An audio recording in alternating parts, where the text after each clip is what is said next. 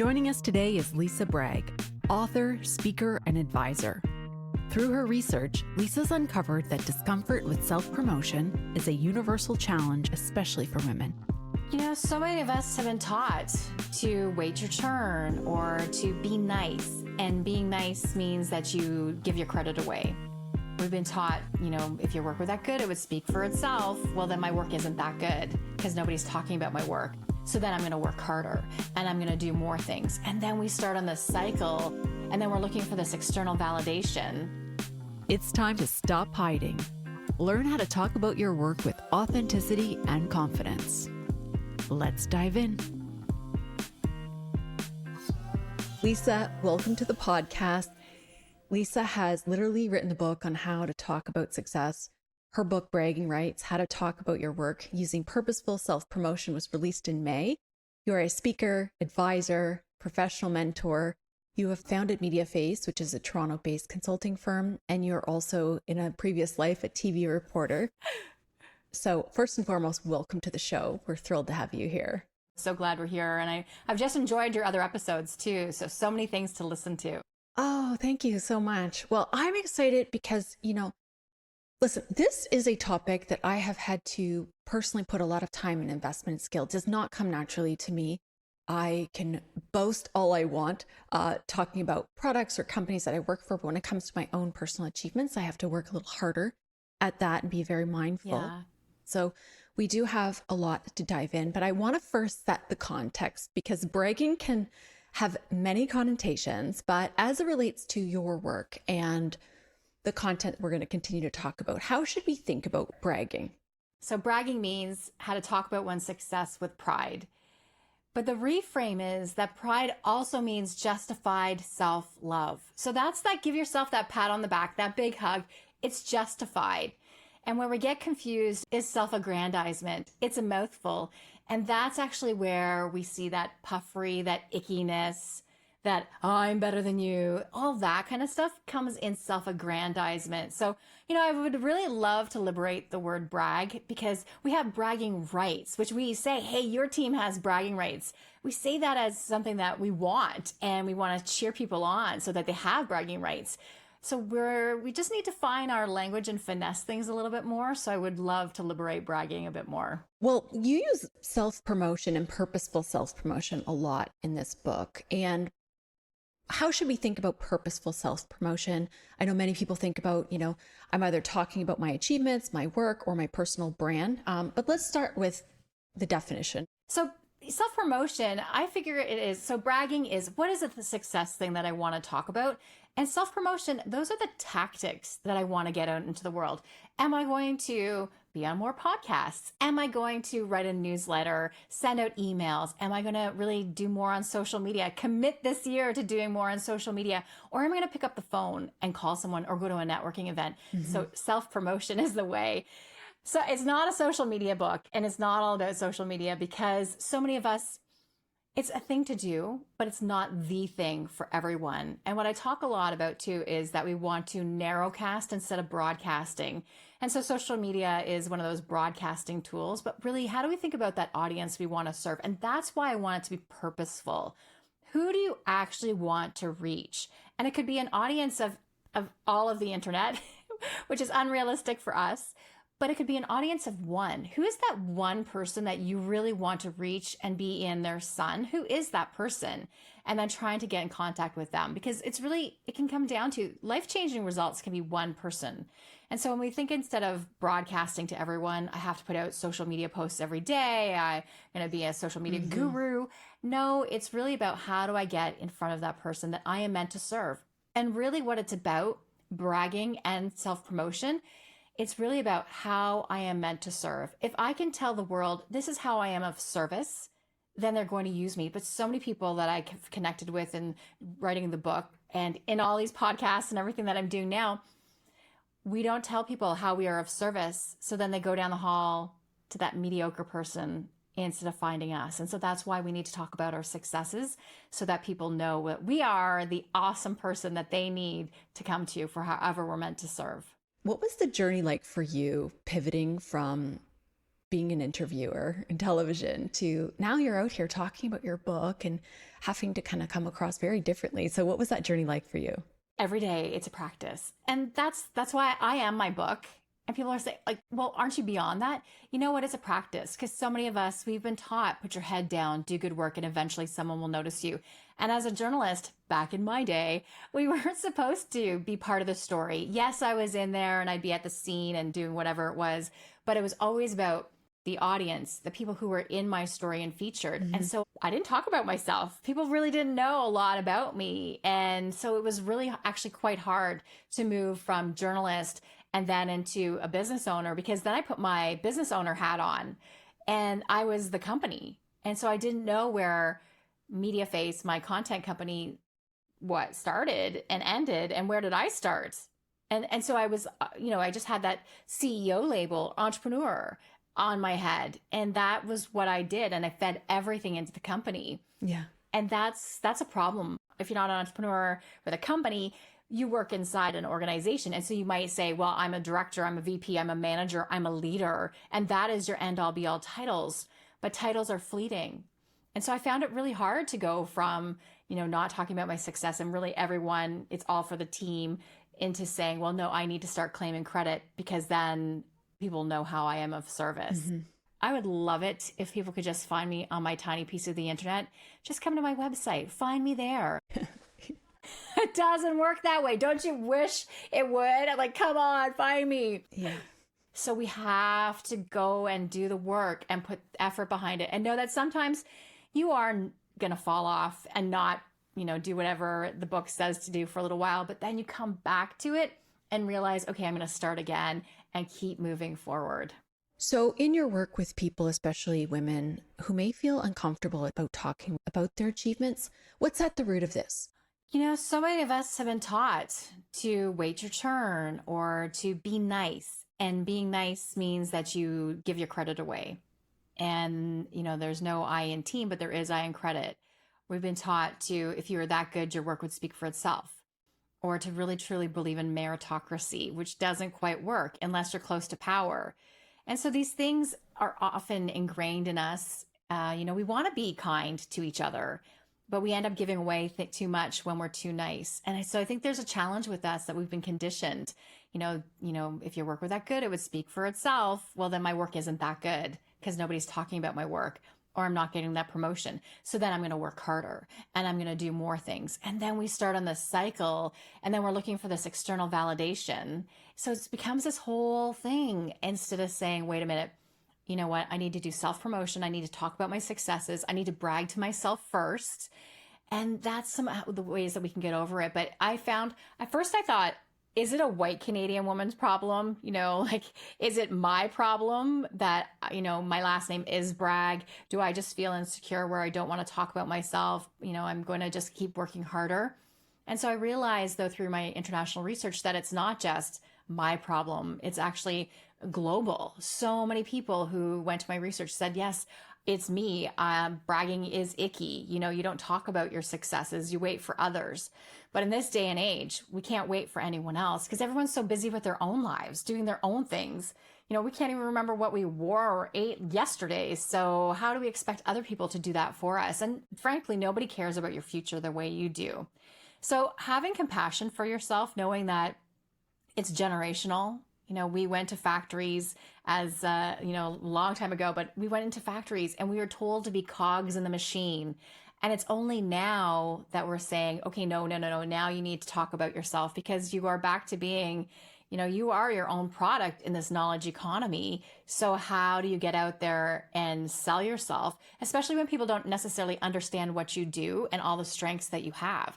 But compassion for yourself, and for the next person too, who isn't really good at self-promotion yet either, understanding and asking and helping them along the way. But it's a challenge.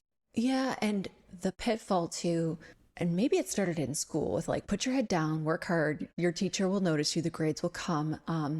That has translated into the workforce, where it's this overexertion, proving oneself.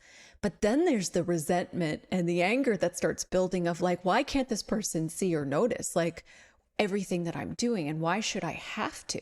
Yeah, that is such a good understanding of it though, but we are taught in school, here's the rubric, but it doesn't apply when we're in real life too. So it's very much ingrained.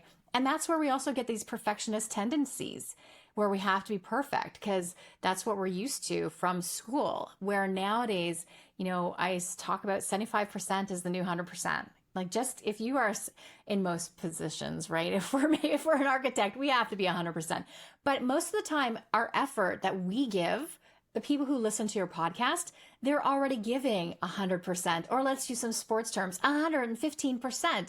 You're already giving that and more.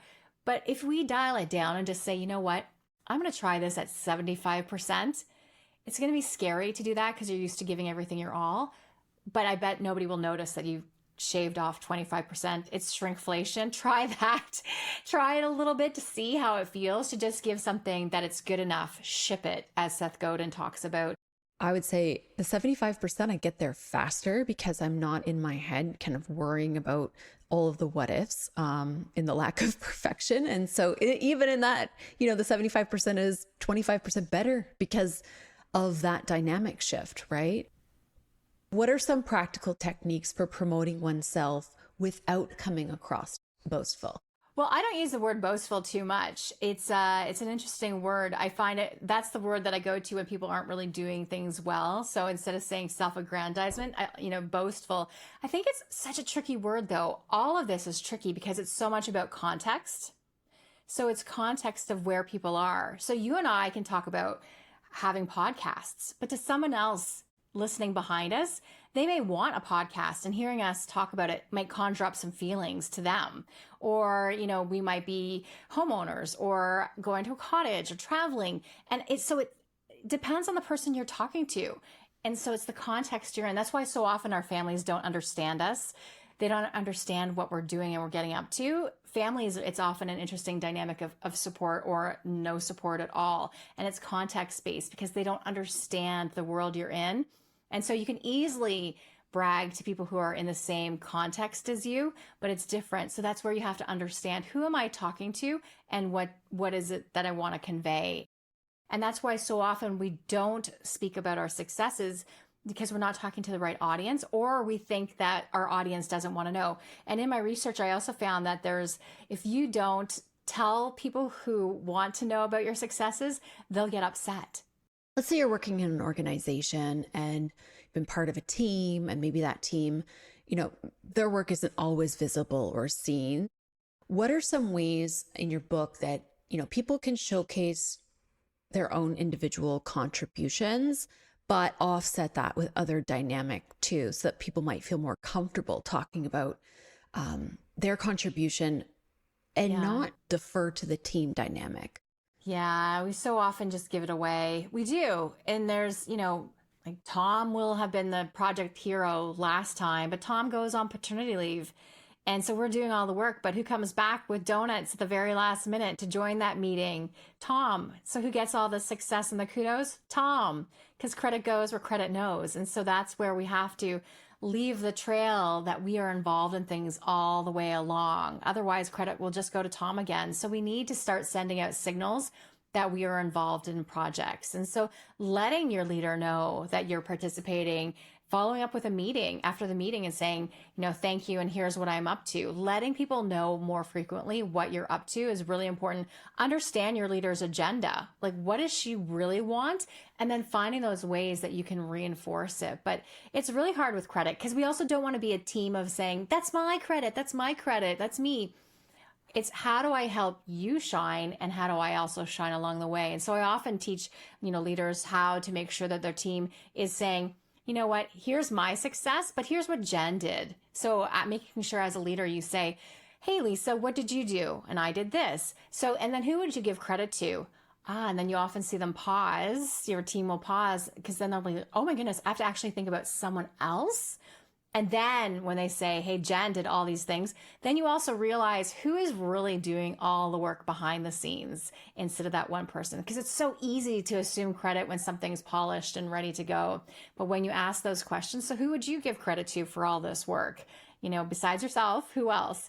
And that then leads to so much more information. I had people in the research report that they had people essentially take the research, take the information out of their desk, put their name on it, and hand it in. Like, that still happens today. And so asking some good questions as a leader will help really unveil who's doing what behind the scenes. But as an individual contributor, you want to make sure that you're following up and letting your team know what you're participating in, how you're doing with it, and making sure that you're giving credit to other people. Because when we shine a spotlight on others, it comes back to us. I've also seen people do this very well back to the context is, piping up in a meeting with what you're working on, but then also showcasing the context of the insight, what I've learned, what the customers are saying, like drawing value to the whole group based on what you're working on too is another way to kind of thread that needle. And that's a great point, because that's where we need to be collecting those testimonials and listening when our clients say something. When that customer says something, are you capturing that in some way? Oh, they think that's good. And of course, we're always looking to what do we need to improve. But when someone gives you a compliment, when you're finishing something and you're hearing those good words, make sure you're grabbing them. Start a Bragg book where you're collecting all these great ideas from your clients or from other contributors. Like, what else are people saying? Yeah.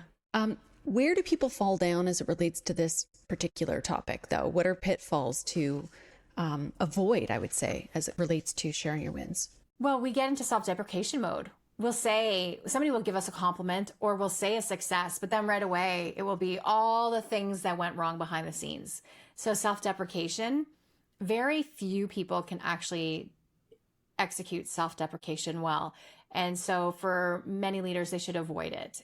We think we're being humble by it and being funny, but actually we're modeling something that's not healthy for our team and it's not good for us. So many of us, we're already in a position where we are humble and we have way too much humility. And so we go into self-deprecation mode. And so we'll say a win and, or we'll thank somebody for an award or whatever it is that we have. And then we'll say, but here's all the problems that went along with it. My hair wasn't good. I need to lose 10 pounds but this part, I didn't do this one part quite well, and so it's like, but nobody was going to bring that up, but we want to serve that up so that we're less than. And I challenge you on that, because we think that we're more likable, but meanwhile, often it just leads us to being hidden gems that other people can use our work and get ahead further, farther, faster on our work. So what have you seen work well in organizations that leaders can put in place with their teams to really help people feel comfortable with self-promotion? Well, doing an exercise it sounds pretty easy, but actually it's a tough one. But helping your team realize how they're remarkable, like what makes them remarkable, and beyond the, I'm a good parent, kind of thinking, a good dog parent, whatever it is, but beyond that goes into who you are, especially in your career. Like, what is it about you that makes you remarkable? Because it's hard to compete now on who's the best, things like that, but it's what makes you remarkable, what makes you distinct. And so asking your employees, but taking time to allow them to talk about their successes. What wins do you have? We're so quick to talk about failures right now. Failure has been one of those great big things that always keeps getting in business periodicals. Talk about failure, but we don't have enough talk about success. And because so many of us are afraid to talk about success, it makes it hard, because then we're afraid through and through. Failure is hard. Success is hard. And a lot of people actually find it easier to talk about their failures than talk about your successes. We have more people that we would tell our failures to than tell our successes to. And so that's challenging. So as a leader, well, get the book. Chapter 13 is all for you on how you help your teams to talk about their successes. But do a Bragg session where you have everyone say, here's something I want you to know about my successes, and allow people to riff off of that and talk about it. And then have the team say, yes, that's true, and more. And then go around again. And so each person tells something that they feel is a success story. So things like that might be a bit of a leap, but allowing a culture of people talking about credit taking credit, giving credit is critical for a healthy organization. But it starts with you demonstrating and making sure that you're watching for credit. It's hard because I always worry about putting more work on leaders at this point in time where they have so many more things, but you will have a much healthier climate in your culture if you start helping recognize your employees more and more. As you see the world changing, the landscape of the business world is changing. Where is this really benefiting people in their careers in this moment in time? The world is changing so fast. I think we need to let people know now where we are so that in 3 years, 5 years, 10 years, that they can see the progression of all the things that we've done. It's so hard in this changing landscape that all of a sudden something happens in your career where you want to make a massive pivot, but you haven't left anything along the way. Not breadcrumbs, because that's something that goes away, but what markers are you leaving? Markers of success so that people can say, oh, okay, she does deserve this. And I always tell people to mark it to where you want to go. Again, we worry so much about our reputation, where we were, but where do you want to go? And we need to start today signaling those things instead of worrying about the past. Signal to the future what you want to do. And so that's what I would say is looking, where do I want to do? Where do I want to go? And start moving towards that, making sure that if you are on social media, that you're finding the people who are doing what you want to do or who would be the clients of what you want to do, and starting to figure out who they are, where they play, and get in their sun more. So that would be something I'd say right now. But right now with this landscape, there's so many things. I think being a human, we're humans, helping humans is critical as technology becomes more and more infused in our lives. Who thought it could be more? But that's where so many people are making content that is just AI driven. I challenge you to make sure, even if you are using technology to assist you and to get going on it faster, to make sure that you have that human helping human lens on everything that you do and not just letting AI write it for you. Because I think there's going to be a sniff test. People can tell the words of it. So making sure that it's your own, but bring your humanness to everything that you do. I think we're also moving beyond just everything in the head, much more to heart and to your gut, your soul, your intuition, whatever you want to call it. But that vibe, your vibration, all those things come into play more and more so now. People can feel you. They can sense you. I think we want to be more with humans too as we get more into technology. Mm-hmm. Well, for everyone, I suggest picking up Bragging Rights. It's a reflection of the times, and we are ready. We are ready to go to new heights as a culture. We will link all of your details in the show notes so that people can find you and connect with you. So congratulations on all of your fantastic success. Thank you. I'll be cheering you on. Appreciate it. Thank you for joining us. Don't forget to follow us on Instagram and LinkedIn, where we transform the wisdom from our podcast into practical tips, tools, and takeaways for your leadership journey. Find us at grit.grace.podcast. See you next week.